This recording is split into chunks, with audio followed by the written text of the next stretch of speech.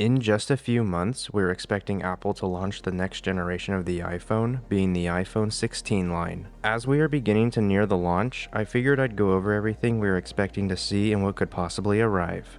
I'll put chapters below on what I go over if you're looking for something specific, but I'll be starting with the standard iPhone 16s. The first thing is the new exterior design, most noticeable on the rear cameras. The cameras are being lined back up vertically, creating a pill-shaped camera bump, most likely for the ability to record spatial video for the Apple Vision Pro.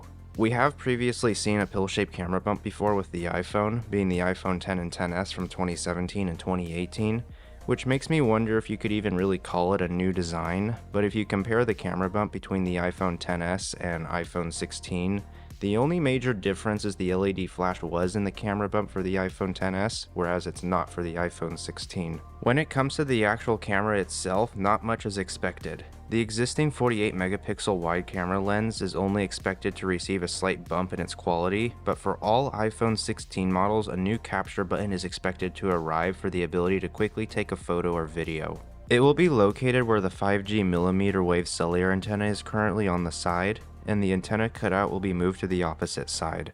The standard iPhone 16s are also expected to drop the mute switch in favor of the action button that was originally introduced on the iPhone 15 Pro last year.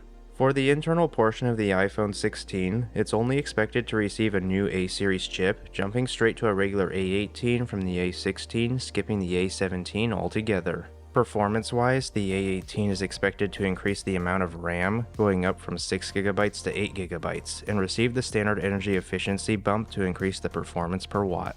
The display for the standard iPhone 16s still isn't expected to receive ProMotion, keeping the refresh rate at 60 frames per second. This would make it one of the only flagship phones that don't have at least a 120 frames per second display when compared to the competition like Samsung and Google.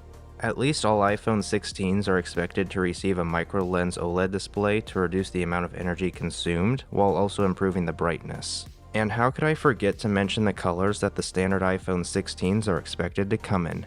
It's expected to come in 7 colors, and those colors are blue, pink, yellow, green, black, white, and purple. Quite similar to what the standard iPhone 15s come in, with the only additional color being purple. Moving on to the Pro iPhones, first the iPhone 16 Pros are expected to get a slight size increase, bringing the iPhone 16 Pro up to 6.3 inches from 6.1, and the iPhone 16 Pro Max up to 6.9 inches from 6.7. With the size increase, we could see a form of the 5x telephoto lens arriving in the iPhone 16 Pro, whereas it was only available in the iPhone 15 Pro Max.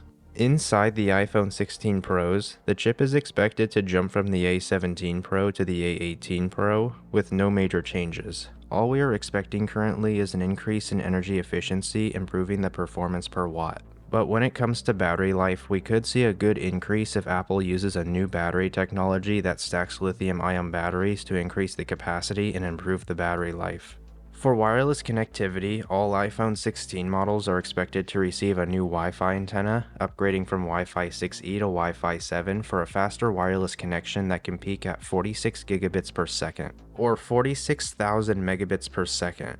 For comparison, to understand how fast that is, the ideal minimum speed to stream videos in 4K is 200 megabits per second. But do note, to take advantage of Wi-Fi 7, your internet provider and plan has to support the fast speeds, and you have to have a Wi-Fi 7 router in your business or home. Finally, for the iPhone 16 Pros are the colors. The expected colors are black, silver, natural titanium, and rose.